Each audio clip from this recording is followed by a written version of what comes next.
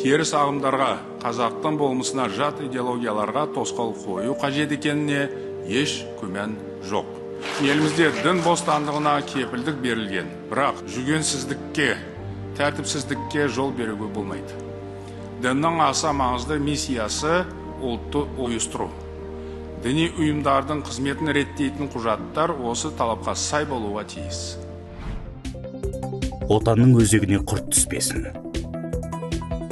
Наурыз айында Бурабайда өткен ұлттық құрылтайдың 4-ші отырысында президент Қасым-Жомарт Тоқаев отбасылық тұрмыстық зорлық-зомбылық туралы баяндай келе, кейбір шалғай аудандарда әлі күнге дейін мұндай келеңсіз оқиғалар тыйылмай тұрғанын, әсіресе жат діни ағымның жетегінде жүрген адамдар жағдайды тіпті ушықтырып жүргенін айтқаны белгілі.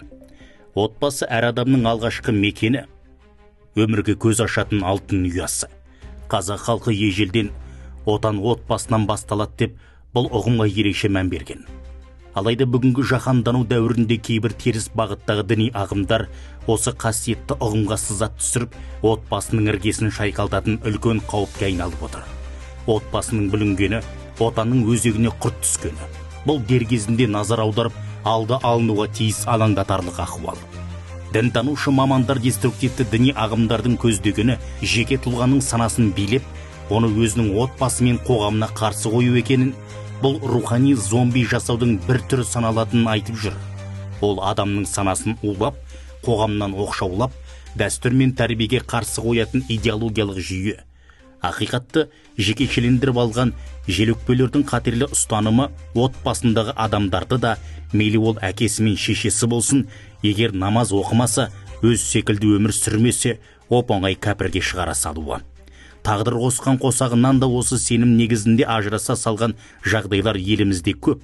Олар ата-ананың тілін алмайды, өйткені шариғаттан басқа сөздің бәрін қабыл қылмайды. Намаз оқымайтын туыстармен араласуды қояды. Уақыт өте келе өзінің жолына отбасының басқа мүшелерін де тартып әкетеді. Бұған Сирияға жихад жолында соғысамыз деп тұтас отбасылардың кетуі дәлел.